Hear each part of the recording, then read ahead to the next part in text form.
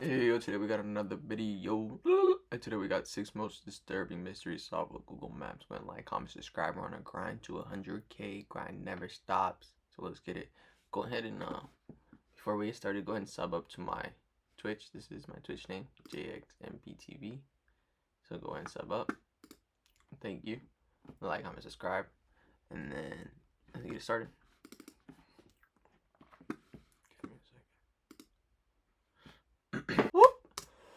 And three men were drinking. On July 30th, 2010, three men were drinking together in a backyard in Richland County, South Carolina. That's always where it starts. The names of the men were Leslie Todd Parvin, Edgar Lopez, and Pablo Gutierrez Guzman. At some point in the afternoon, an argument broke out between the three men, and Leslie ended up pulling a handgun from his waistband and taking the lives of the two other men. What? It's unclear exactly what sparked the argument between the three men, but immediately after the shooting, Parvin fled to Louisiana in his green Kia minivan. What? Once there, he shaved his head and destroyed both the gun he had used to take the lives of his two victims, as well as the minivan. For a few days, Parvin managed to elude the authorities, but pretty soon the cops started scanning through license plate records of all green Kia vans registered in Louisiana. According to investigation documents, after the double murder, a witness had reported a partial tag of Parvin's minivan to the police. And a couple days later, on a whim, the cops plugged the suspect's address into Google Maps Street View, and sure enough, found a green minivan parked in front of his house with the license plates and description matching what the witness had told them. With that kind of evidence stacked against him, it was pretty much all over for Parvin. And on August 19th, a relative brought him back to his home in the Windsor Lake area, where he was promptly arrested on 2 charges of murder and later sentenced to 35 years in prison. During the investigation, it was publicly revealed that Parvin was a 20-year Army veteran with 5 overseas deployments and a pretty bad case of PTSD, which he had been diagnosed with in 2007. According to his father's testimony, his 20 years of military service and the stress from his tours near Iraq and Afghanistan could have influenced his behavior on the day of the incident. For sure. You would think that after 2 decades of selflessly serving his country, Parvin would have been provided the appropriate mental health treatment to help him live his life peacefully.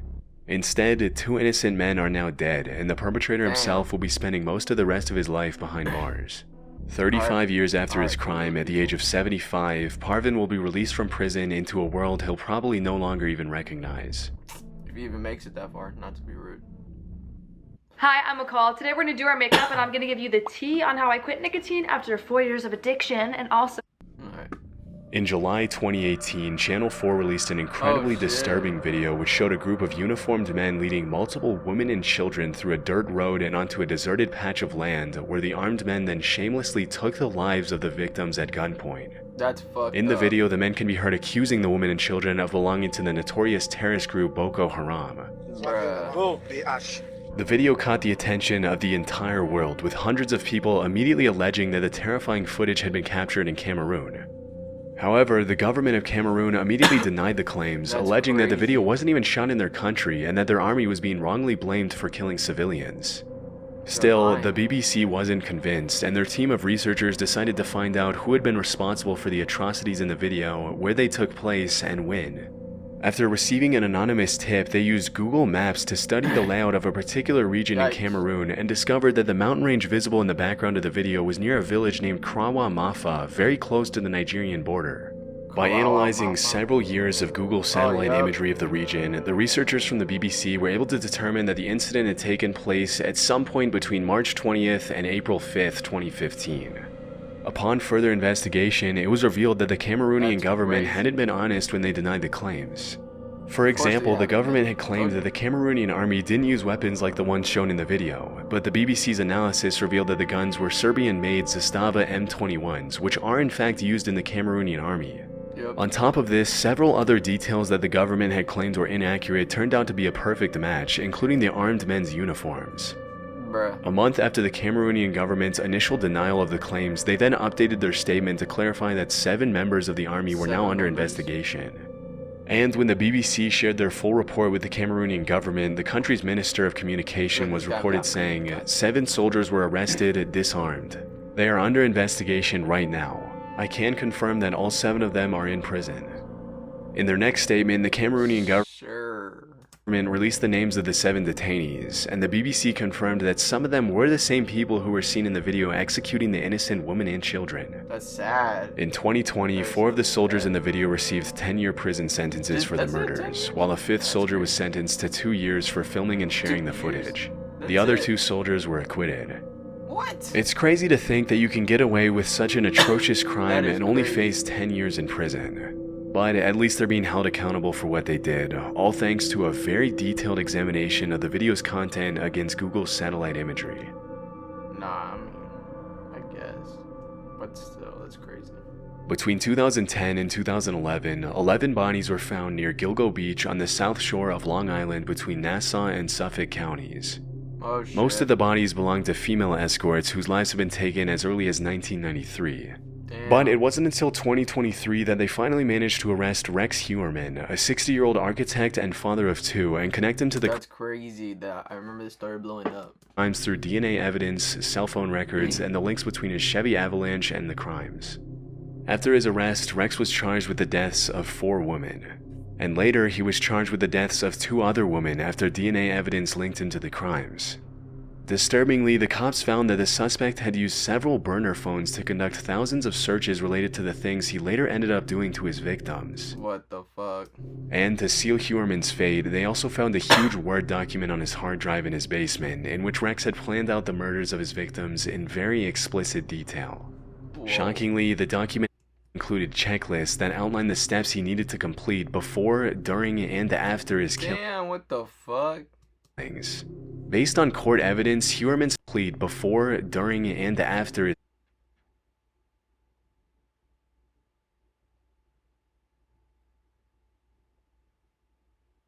What the fuck, bro? I had a whole list. This rule was like Dexter. Killings. Says get sleep before hunt.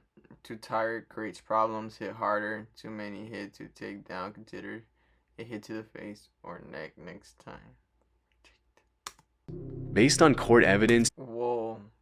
Heuermann started committing these crimes as early as 1993, and if found guilty, he'll be facing multiple consecutive life sentences in prison.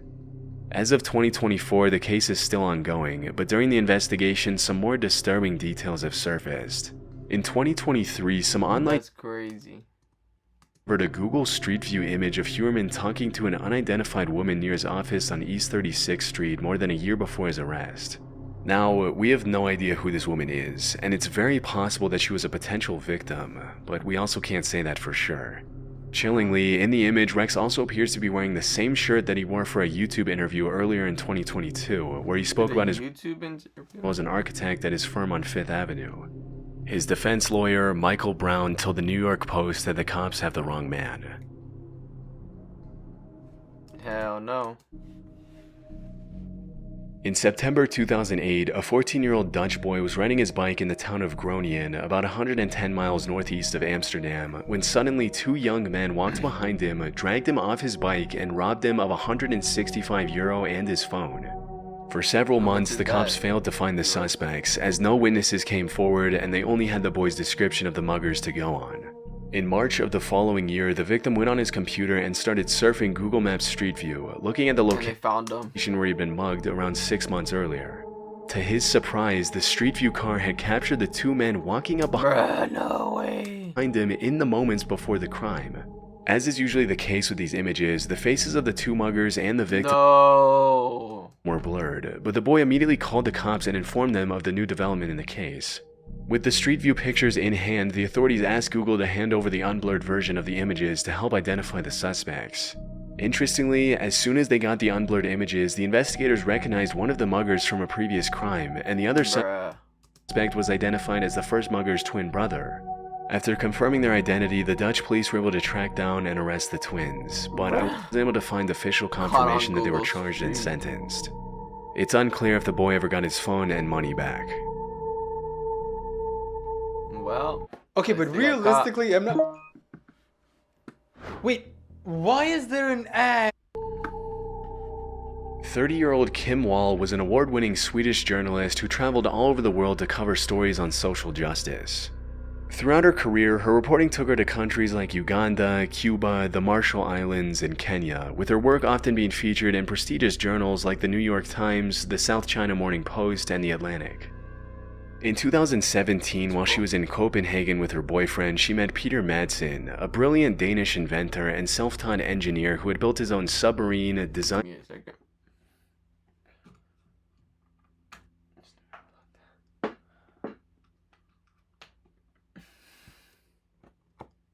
his own rockets, and had plans to launch himself into space in the near future. What? On August 10th of that year, Peter Madsen took Kim Wall on a trip off the Copenhagen coast in his homemade submarine, the NC-3 Nautilus, for a brief interview. Sadly, after that trip, Kim Wall was never seen again. What? When she didn't come back later that day, her partner But he reported came her back. missing and an official investigation was officially launched. What Just the a few days fuck? later, on the 21st of August, a passing cyclist found parts of her body washed up on the beach close to where she had gone missing. And about a month and a half later, the rest of her body was found in multiple different weighted down bags by police divers. Whoa. During the investigation, Madsen was brought in for questioning, but he denied having anything to do with the state of her body. He's lying. He instead claimed that Kim Wall had died after being accidentally hit on the head by the hatch of the submarine. Strangely, he later ended up changing his account of the events and claimed that Wall had died after inhaling toxic fumes. Although no trace of toxic fumes was found in her system, the authorities did find 15 stab wounds on Kim's body. After being held in police custody for a while, Madsen eventually confessed that he had murdered Wall and then thrown her separate body parts into the Baltic Sea. Whoa. In April 2018, Peter Madsen was convicted on 3 separate charges and was sentenced to life in prison, where he's been spending his days for the past 6 years. Weirdo. In 2021, Madsen ended up receiving an additional 21 months in prison for staging a bomb threat in an extremely elaborate escape attempt. Fortunately, he was recaptured soon after and was brought back to his cell.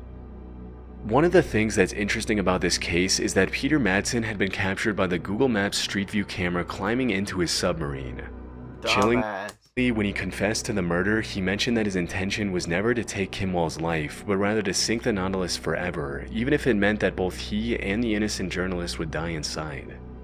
To this day, it's still unclear how exactly he took Kim's life, but thankfully Madsen will be spending the rest of his I life know how. behind bars with no possibility of ever coming back to society again. An asshole. Porto Rotondo is a district in Sardinia known for its imposing mansions, sandy beaches, and elegant Whoa, never been shops and there. restaurants. Looks beautiful. In 2002, an Italian businessman sold his villa in That's super beautiful. What the hell? Porto Rotondo for 280,000 euros. Due to the comparatively low 80,000 value of the euros? transaction, the sale immediately raised a red flag for the authorities, and the finance police in Italy ended up using Google Earth as part of their investigation into the property. Let's find One out important why. detail about the villa in question is that it allegedly had a swimming pool with a very particular shape, which the cops used to guide their search for the villa using I satellite don't get it. imagery. As soon as they found the property, they confirmed that they had a major case of tax evasion on their hands, as No way. the actual value of the villa should have been much, much higher, considering that the value of all the properties nearby was in the high 7 figures. Damn. With enough evidence from Google's satellite imagery to confirm that the unidentified businessman had indeed committed tax fraud, the finance police then checked the suspect's bank accounts and discovered 7 million euros in unreported deposits spanning Damn. several years.